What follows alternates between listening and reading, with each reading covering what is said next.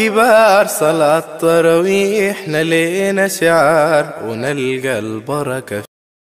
السلام عليكم ورحمة الله وبركاته. أكم جرتو أبولي وان إسلاما كم فقو فيديو تيتني نهارد فاجرتن جيني خيست أرقم نكون جي رمضانا قرأ آكراتي قرنان سدين قودم ترى قرنان بودات الرجل رقا اتقنا رنكيسة نما ربين ibiddar raayisatii sirraa nu haa taasisu.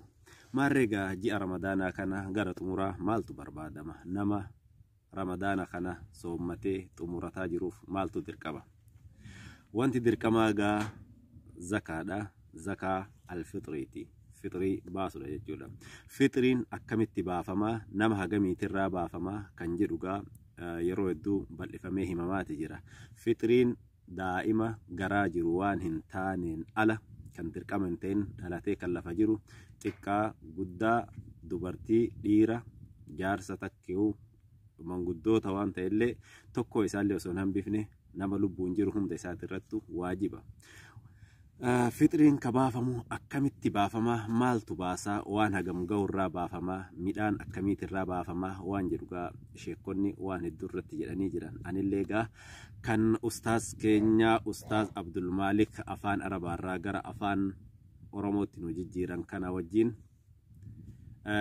wal isin quba qabaachisuuf wanta fardii taate tanaan wal isin hubachiisuudhaaf garana isin affeeree nafaana turaa Sheekh Abdul Malik kunooti.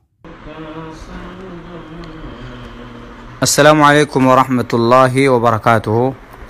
مدنبوي جرمته قرقرو بكم تتنا تاسا بريدو تنكونو كسندا زيد بن ثابت جتشودا غير إرجام ربي عليه الصلاة والسلام والمتنتون وأنتوني غردي بيكينتين والكتوفتي لكي وري أرجع غردي تنل توباتو تاسا كوي خرج أم تتنا تغردي بيكينا فكاتو تنان والكتوفتي نما تقرأ إسي تنا أفرتو بهجتشو إسي تنا أفرتو ساعي توقتها نما تقرأ ساعي توقبها ديرته دكاته قداته كنو تاسا بريدو تنام نمشي أن نما بيكما فكينيا مدين نبوي عليه الصلاة والسلام حركتي أرقمتو وان كان كورا بالرأفان أورموتي جيجيري كناف كنو إسيتنا تاكتو تاسا تنا أفر تاسا شربان فايتين دفتو أرقتاني إسيتنا كوي كارتجرم تتنان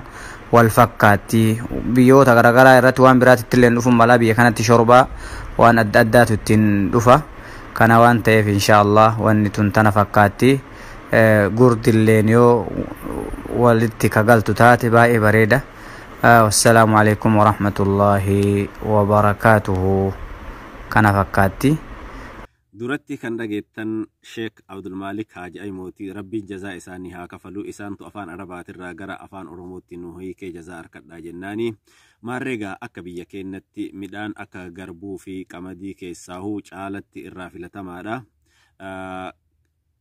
Xaasaa san takka yookiin akka biyya keenyatti gurdii takka jedhanii kan fayyadaman san nama tokkorraa isii afurtu barbaachisaa akka isaan nu himanii amma waan qabatamaa wajjin arkine kanatti sanniin irraa barbaachisaa. Rabbiin nama waan dalagate halaal dalagate itti milkaa'u rabbiin haa taasisu. Sagantaan keenya kan qabannee dhiyaanne waa'ee xumuraa Ramadaanaa fitrii ilaalchisuudhaan kan qopheessine isin faana ture an leellisaa Oromiyaatiin sagalee isaanii kan dhageeffataa turtan Sheekh Abdul Malik Haaji Aymooti. Wassalaamu alaikum warahmatullahi wabarakatuh. سلام مرحب شعب المسلمين رحب منتظرين بنترحب زادنا صيامنا ممنون باقسين جهين برناتي قمني قمدا مسلمني مندي نور بهرنا خمبره هيجري ردي نهاجو ورا عمرين توري باقسين جهين إيدا برناتي قمني قمدا ورا بهرنا